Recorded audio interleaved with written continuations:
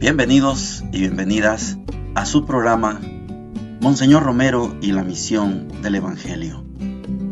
Un programa que lleva dos objetivos: conocer a Monseñor Romero y estudiar la Sagrada Escritura con un juicio crítico desde la teología de la liberación. Cada día tendremos un encuentro con Monseñor Romero y con el Dios de Jesús.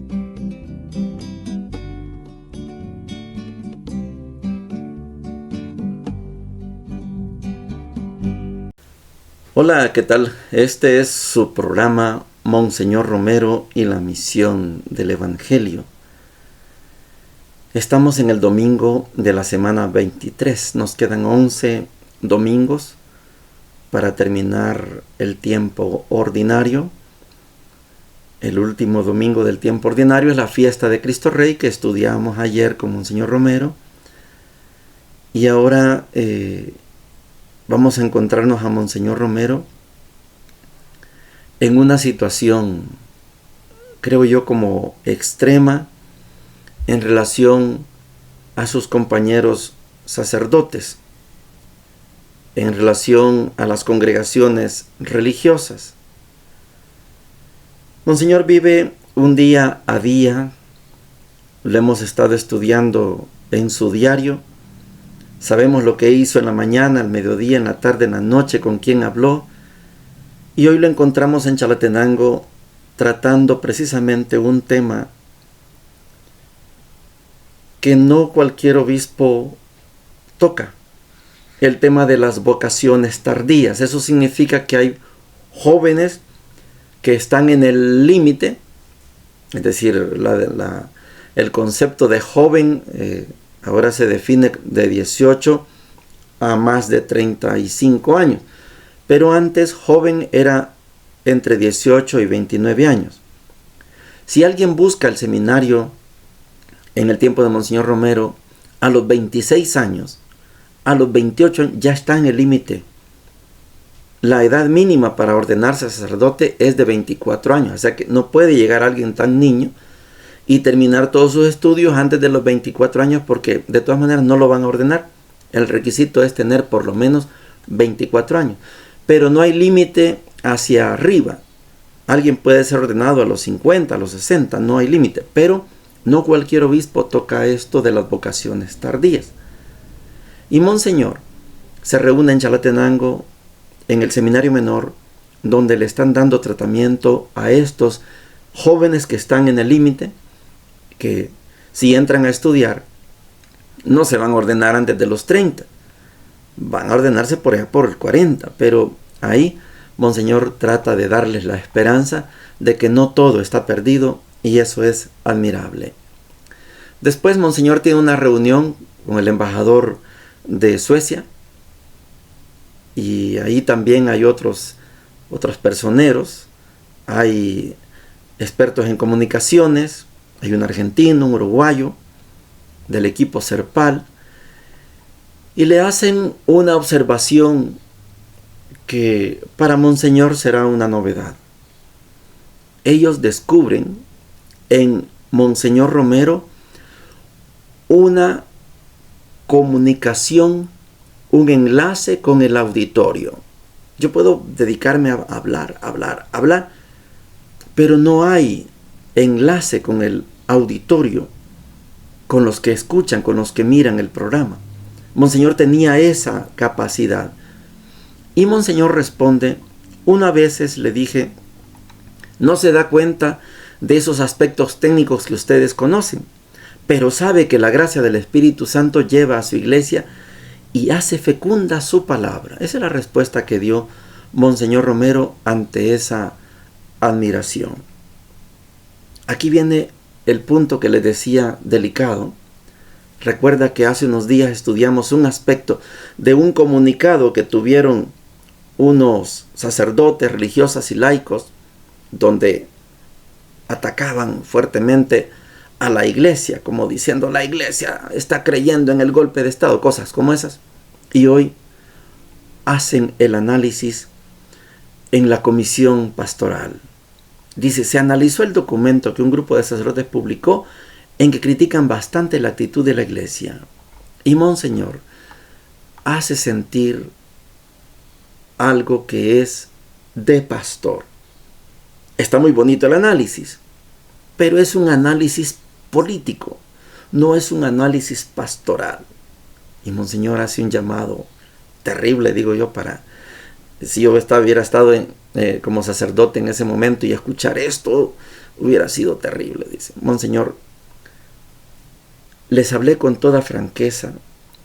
Fuéramos valientes en llevar el mensaje evangélico y ser verdadera iglesia, la cual no vive de coyunturas ni teme las variedades, porque va predicando el reino de Dios.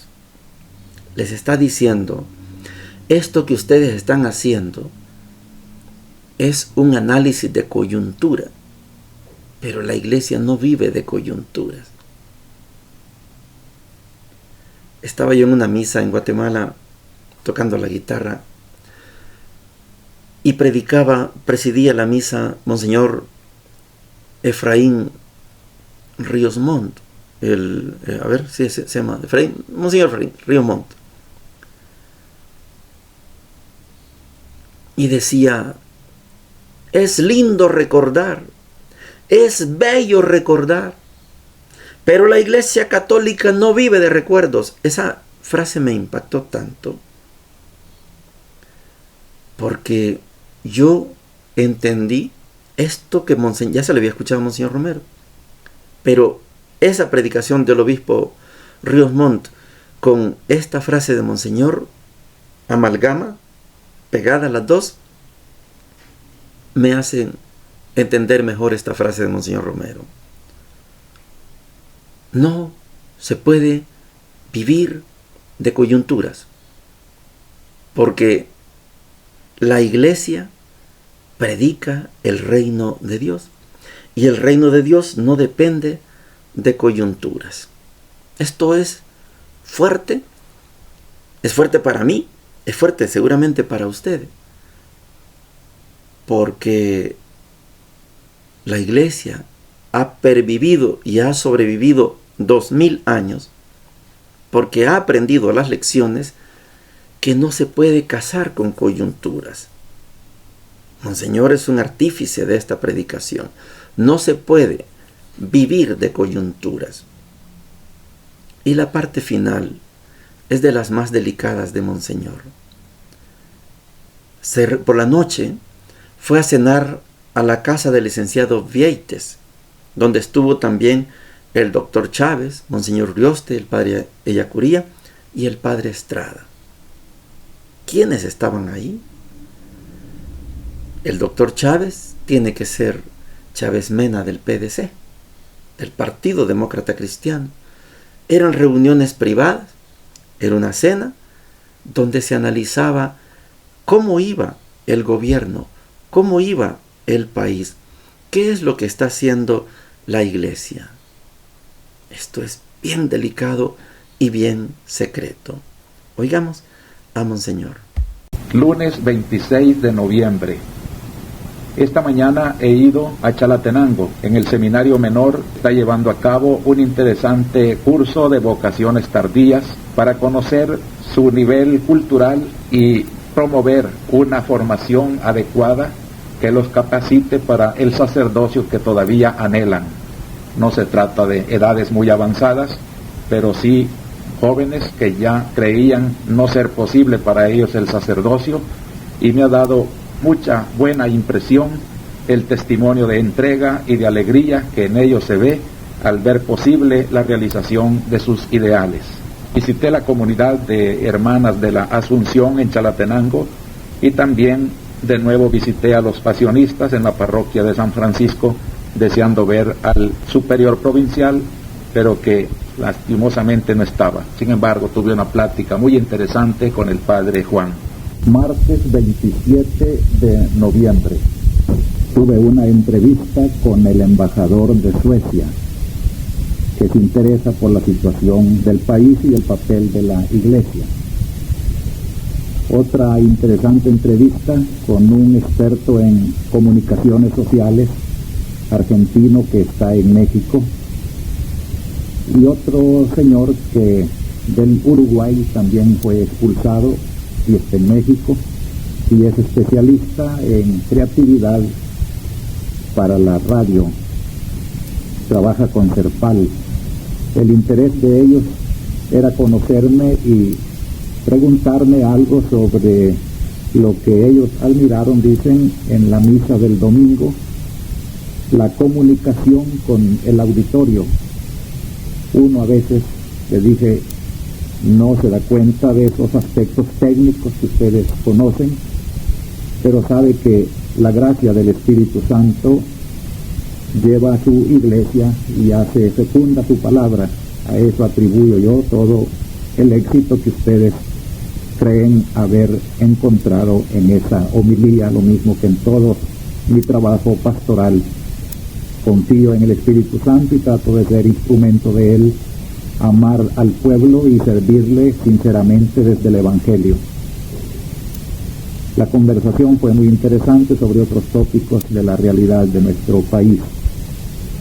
Esta mañana se llenó con la junta que la Comisión de Pastoral y el Senado Presbiteral organizaron a fin de estudiar en conjunto con otros sacerdotes la actitud que la Iglesia debe tener en esta circunstancia política del país.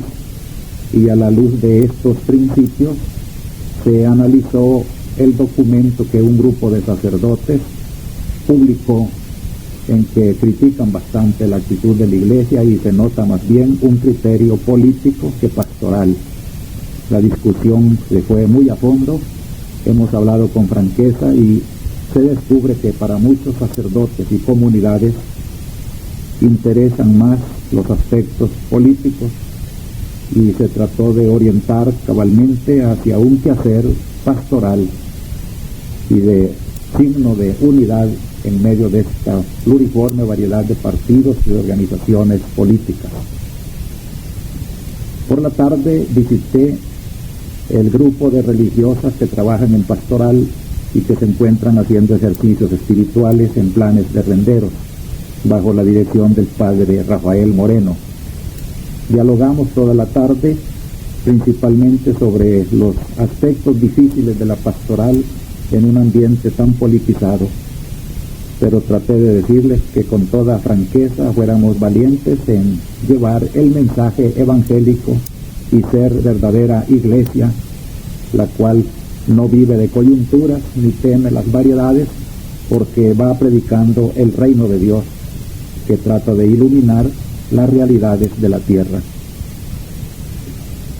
Fue interesante ver ese grupo de mujeres de diversas congregaciones que se sienten tan unidas en el trabajo pastoral. Y esta fue una de las confesiones que más me gustó, de que ellos sienten que la línea de la arquidiócesis es tan definida que se sienten caminando siempre, cada una con una madurez cristiana. Por la noche fui a cenar a la casa del licenciado Vieites, donde estuvo también el doctor Chávez, Monseñor Urioste, el padre Ellacuría y el padre Estrada, y tratamos temas de la política actual y del papel de la Iglesia, principalmente analizando la situación concreta de la Junta de Gobierno y del gobierno en general. Llegamos a la sección de la palabra de Dios. Es domingo 8 de septiembre, es el domingo número 23. Volvimos ya a estudiar el Evangelio de Marcos. De lunes a viernes ya lo hemos estudiado. Hoy vamos en los domingos para terminar con este Evangelio de Marcos. Comenzamos con la primera lectura del profeta Isaías, capítulo 35, versículos del 4 al 7.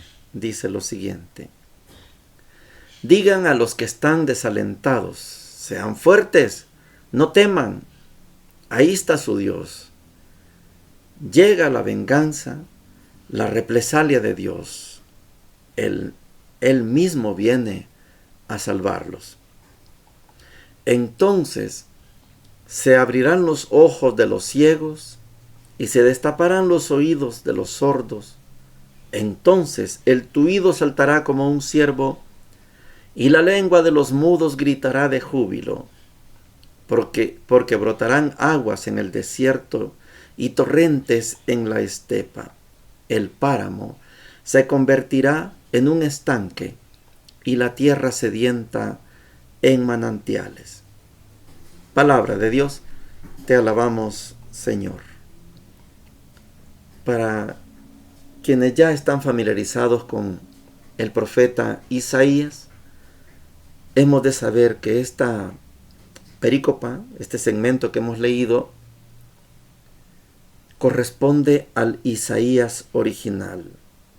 Del capítulo 1 hasta el 39 es el Isaías original. El autor fue el profeta Isaías. El segundo, alguien escribió y usó el nombre de Isaías. Ya no es el original ya había sido martirizado. Y el tercero ya fue un equipo, un grupo, una escuela que escribió el Isaías número 3, que está en el 56 al 66. Como es el primer Isaías, como es el Isaías original, debemos de entender las palabras del profeta para darle ánimo al pueblo. De eso se trata, darle ánimo al pueblo, para que a pesar de lo que se está acercando, viene la invasión de Babilonia, que a pesar de que puede haber una invasión, no va a haber un exterminio. Pero cuando Dios interviene y no hay fuerza poderosa que obstaculice la intervención de Dios.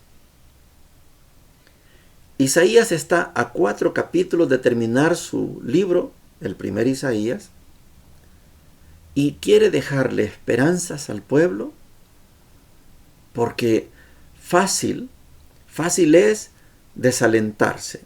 Voy a comentarles, algunos de ustedes no están en el contexto de nuestro país, por eso quiero explicarles que uno de los gritos de guerra de las fuerzas populares, de los grupos armados insurreccionados, de las fuerzas populares, los ejércitos populares, habían 4, faltaba que llegara el número 5.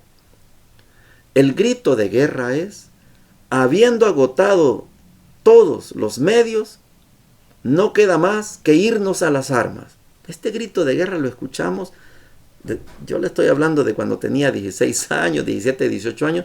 Ese grito de guerra lo escuchamos. Habiendo agotado todos los medios, no queda otro camino que las armas.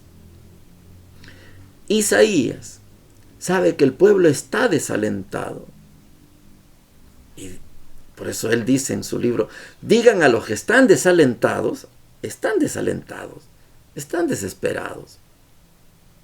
Fácilmente se puede equiparar ese grito de guerra de aquel entonces para meternos en la realidad que describe Isaías. Es que, como dijo Pancho Villa, es preferible morir de pie que vivir de rodillas. ¿Se acuerda esa frase?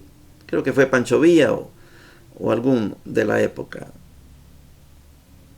Es preferible morir de pie que vivir de rodillas. Y entonces Isaías escribe esto para que los que están desalentados cobren fuerza, recuperen dignidad. Está bien, puede venir el imperio babilonio a destruirnos, pero no nos vamos a detener por eso. Dios no va a ser derrotado jamás. Dios siempre va a triunfar. Esta es una palabra de un profeta, y recuerde que la palabra profeta no la usamos para describir a alguien que adivina el futuro. Esa no es la figura del profeta. El profeta puede predecirlo, sí, pero no adivinar, esa es otra cosa. Puede predecir porque el profeta es un verdadero, hemos dicho aquí, analista político. Él sabe por dónde va el pueblo. Y si sigue por ese camino le va a pasar esto. Pero no es que adivine el futuro.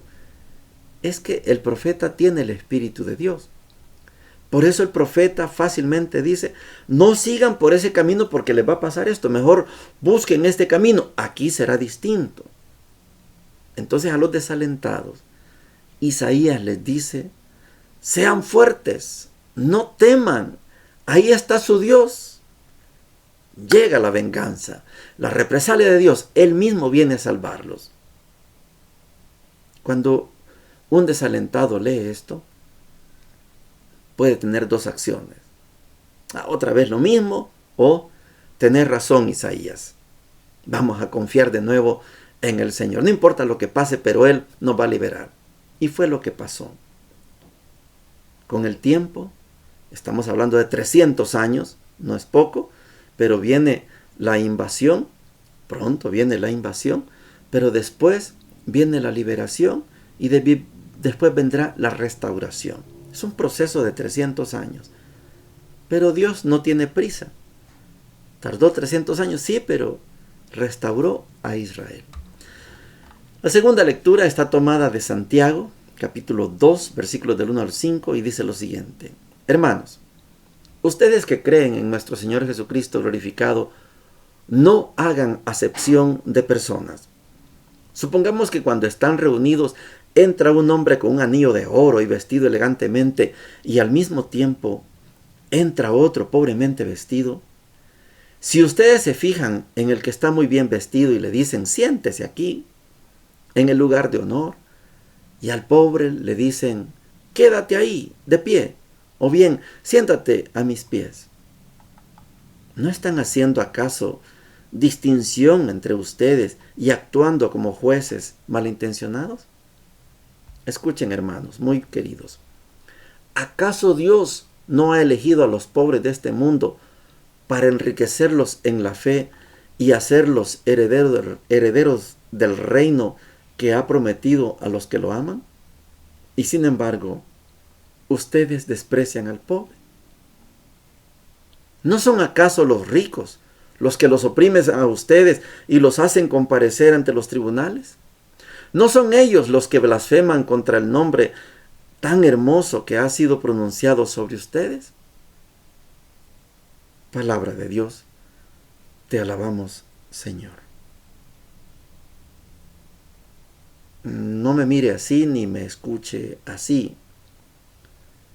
Esto puede, por supuesto que puede generar opiniones diversas. Pero sepa usted que Santiago es el apóstol. Santiago estuvo con Jesús. Santiago sintió de cerca el espíritu que acompañaba a Jesús. Y las palabras de Santiago dieron pie fuertemente. Vamos a estudiar también a Lucas esta semana. Pero estas palabras de Santiago dieron pie para que los obispos reunidos en Medellín en 1968, Medellín en Colombia, y lanzaran aquella famosa frase, opción preferencial por los pobres.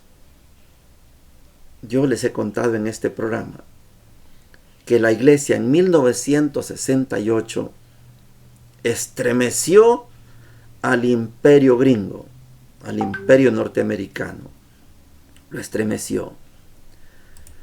Tanto que el imperio norteamericano llegó en frase de John Rockefeller, llegó a expresar: si la Iglesia Católica cumple los acuerdos de Medellín, nuestros intereses están en peligro. John Rockefeller. Está la base en Santiago capítulo 2. O sea que ustedes están haciendo distinción de personas. Tratan bien al rico y tratan mal al pobre. Así están ustedes. Llega alguien con un anillo de oro bien vestido y siéntese aquí, por favor. Y llega un pobre, mal vestido, tal vez maloliente, mal peinado. Tú quédate allá o ponte aquí a mis pies. Esta expresión de Santiago es un acto de denuncia. Ustedes tratan bien a los ricos y los ricos son los que los oprimen. Es Santiago, no soy yo. Eso es lo que dice Santiago capítulo 2 del 1 al 5. Y no se me asusten por lo que voy a decir. Yo tuve la dicha, es un regalo que yo recibí. Fui chofer del padre Jaime Corera, de la congregación a la que yo pertenecía, los Paulinos. Y Jaime Corera, en privado, no lo escuché tanto en público, pero en privado, me decía, lo que pasa, me dijo, es que ni siquiera podemos cumplir, pueden, dijo, porque él es español, pueden cumplir ustedes con la opción preferencial por los pobres, que dijo la conferencia de Medellín. Opción preferencial, me dijo. Y si supieras que la congregación no tiene opción preferencial por los pobres. La congregación tiene una opción radical solo a los pobres. Imagínense el nivel de compromiso que tiene la congregación de la misión. La congregación no está llamada, estoy hablando porque yo hice una tesis para mi congregación, para la maestría en teología. Y yo puse esto en la teología, en la tesis de la maestría. Y la tengo aquí al lado. La congregación está llamada, fue mi tesis, a acompañar los procesos liberadores. Y puse 5 ejemplos de procesos liberadores. Porque la congregación no está para ser una opción preferencial. Está para ser una opción radical. Solo a los pobres.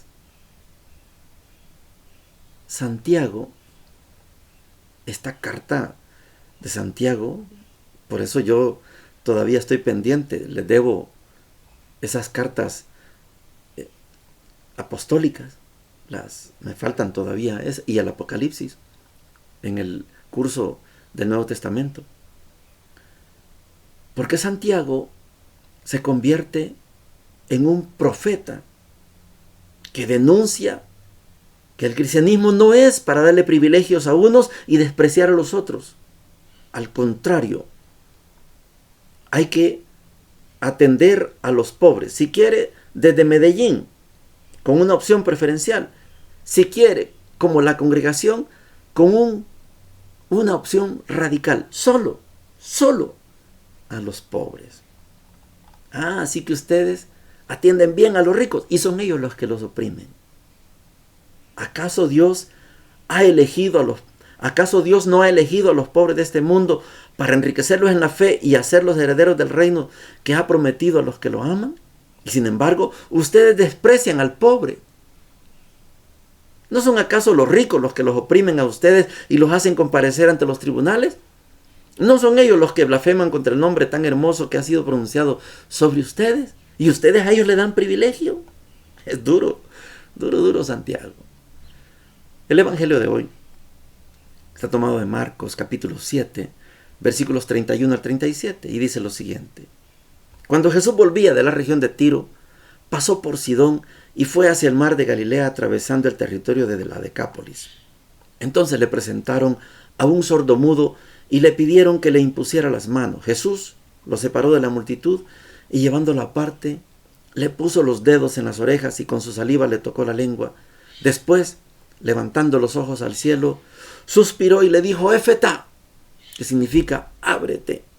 Y enseguida se abrieron los oídos, se le soltó la lengua y comenzó a hablar normalmente.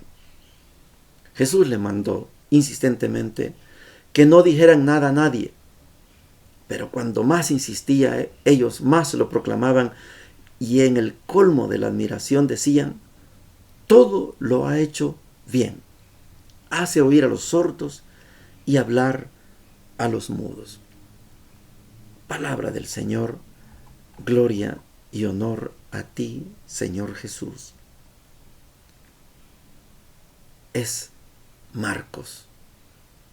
Marcos tiene el objetivo de que el pagano que lee su evangelio, pagano como usted y yo, pagano significa no judío, que al leer entendamos que el que está haciendo la acción es el Hijo de Dios. Por allá andaba por Tiro, Sidón, se fue a Galilea, territorio de la Decápolis, y le presentaron al sordo mudo. Si es sordo, si es mudo, el sordo y el mudo no puede decir: Señor, ten compasión de mí, cúrame. No, el ciego sí, como el de Jericó, ya lo vamos a estudiar. Pero la comunidad habla por el sordo mudo. Le presentaron a un sordo mudo y le pidieron que le impusiera las manos. No le pidieron que lo hiciera hablar ni que lo hiciera oír, no, que le impusiera las manos. Jesús lo separó y hace el milagro. Le mete los dedos en los oídos y en hebreo grita: Efetá, ábrete. Y también con su saliva le moja la lengua. Y el sordo mudo escuchó y habló. Se le soltó la lengua.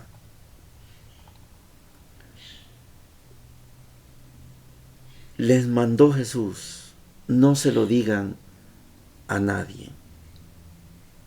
Esto se llama secreto mesiánico. Lo inauguró Marcos, pero está presente en Mateo y está presente en Lucas. En Juan no. El secreto mesiánico es que Jesús prohíbe que lo digan, y mientras más lo prohíbe, más lo divulgan. Y la parte final es lo que estamos diciendo que es la característica principal de Marcos.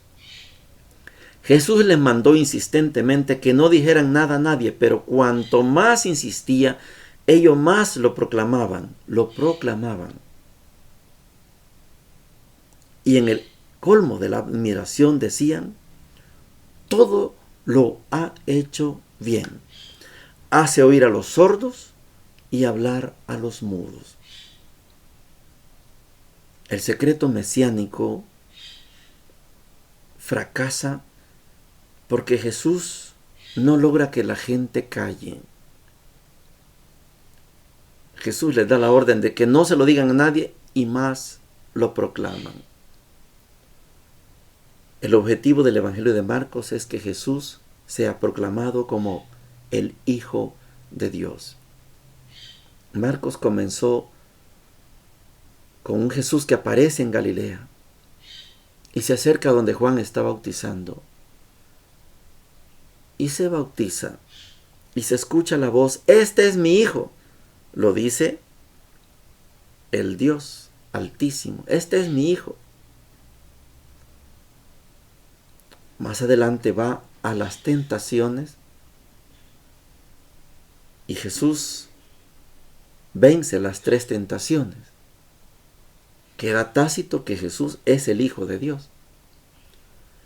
En el capítulo 9 de Marcos, aquí estamos en el 7 todavía, se da la transfiguración y se escucha de nuevo la voz: este es mi Hijo, escúchenlo. Y estos que miran los signos reconocen que Jesús es el Dios Altísimo, el Hijo de Dios. Lo proclaman. Eso significa proclamar. no solo le aplauden, es que lo proclaman. Y vendrá la muerte de Jesús, y el centurión, cuando Jesús ha expirado, el centurión exclama, verdaderamente, este era el Hijo de Dios. Ese es Marcos. Tiene un objetivo final. Y aquí lo estamos viendo. Aquello que anunció Isaías se cumplió. Por eso la gente lo proclama. No lo calla, lo proclama. Bendiciones para todos y para todas. Hemos presentado Monseñor Romero y la misión del Evangelio. Hasta la próxima.